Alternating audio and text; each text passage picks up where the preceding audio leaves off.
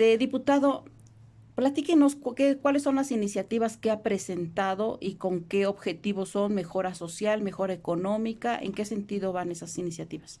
Tengo un número importante de iniciativas. Puedo decirte que entre las más importantes se encuentra recientemente la del salario mínimo, que estoy planteando que se eleve a nivel constitucional la, eh, la obligación de que siempre sea superior a lo que es la inflación, el incremento salarial, justo como ha sucedido en la cuarta transformación, pero que ha sido una política y una definición del presidente de la República acabar con este principio de congelar el salario mínimo, que prácticamente fue la constante en el México neoliberal, de que no subiera nada el salario porque si no la economía se nos iba abajo. Hoy, con un incremento superior al 100%, el salario directo al poder adquisitivo de las clases trabajadoras, las manifestaciones siempre decían salario mínimo al presidente para que vea lo que se siente.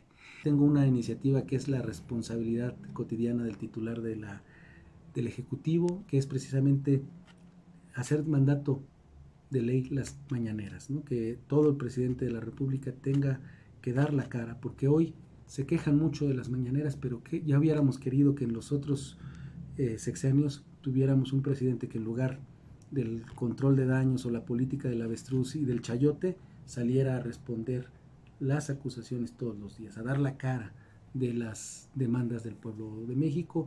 Y la mañanera ha sido un espacio donde se ha puesto a tela de juicio distintas situaciones que no debiesen pasar en el país y que gracias a que se exponen en ese espacio han sido atendidas o incluso resueltas. Parte de mi agenda se va en los derechos humanos y trata de migración, porque yo fui electo viviendo en Toronto.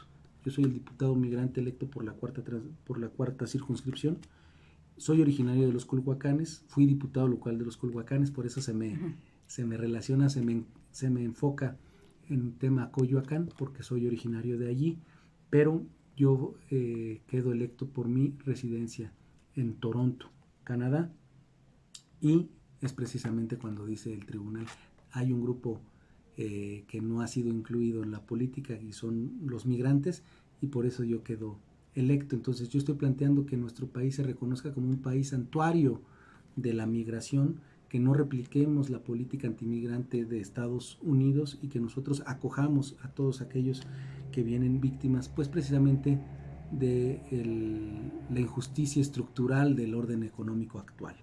Sabemos que todos los que vienen a México lo hacen pensando en llegar a Estados Unidos, pero muchos ya hoy deciden quedarse.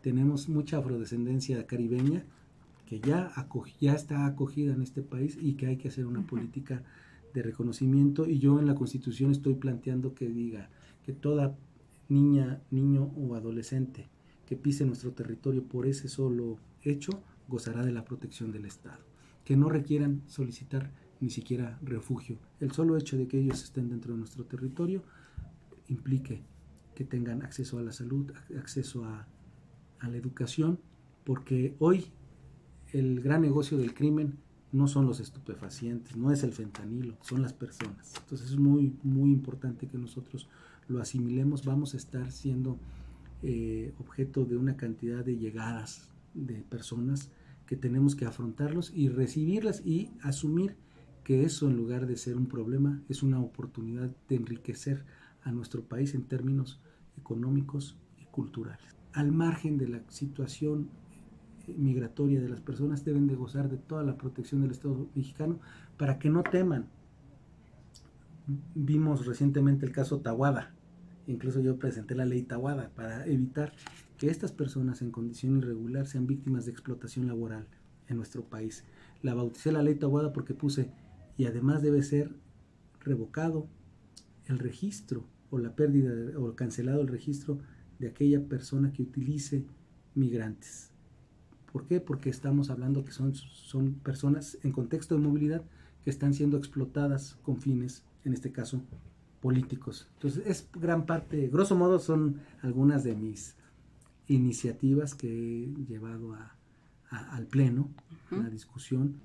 Actualmente va a haber una votación menor de los mexicanos en el exterior por todas las trabas que tienen los mexicanos, desde su alta en el padrón electoral hasta las casillas. Por ejemplo, En Chicago va a haber una casilla cuando hay más habitantes de Guerrero que en Chilpancingo, en Chicago, por ejemplo. Entonces es insuficiente lo que hay para que los mexicanos ejerzan libremente su voto. Y así venía en el plan B, que los mexicanos pudieran votar con su matrícula, con su pasaporte o con su INE, y hubiese dispuestas tantas casillas como la concentración de mexicanos lo amerite.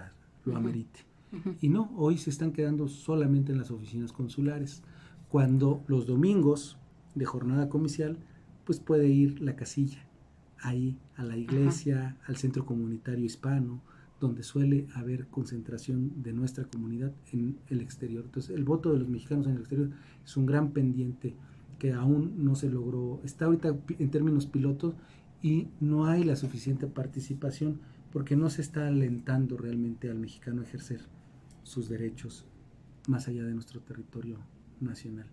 Y desafortunadamente nos lo canceló la Corte de manera por demás un golpe de estado blando, yo diría, porque no tenía razón de ser. Se dio el debate parlamentario, se cumplió con la Constitución, y sin embargo la Corte, en un injerencismo, intervino y nos canceló el plan B. Que podíamos hablar del tema Coyoacán, que es una de mis agendas, que si bien no son iniciativas de ley, han sido llamados a las autoridades y sobre todo denuncia ante pues los atropellos de los que son víctimas distintos sectores de la alcaldía Coyoacán, comerciantes, empresarios, vecinos, y esta maquinación que tiene con propósitos electorales de pintar de azul la demarcación. Mercados, escuelas, centros comunitarios e iglesias, fachadas, todo pintado de azul con un propósito totalmente partidista y un ejercicio indebido del presupuesto hacia el tema electoral. Ok, pues muchísimas gracias, diputado. Angélica. Abrazo. Hasta luego.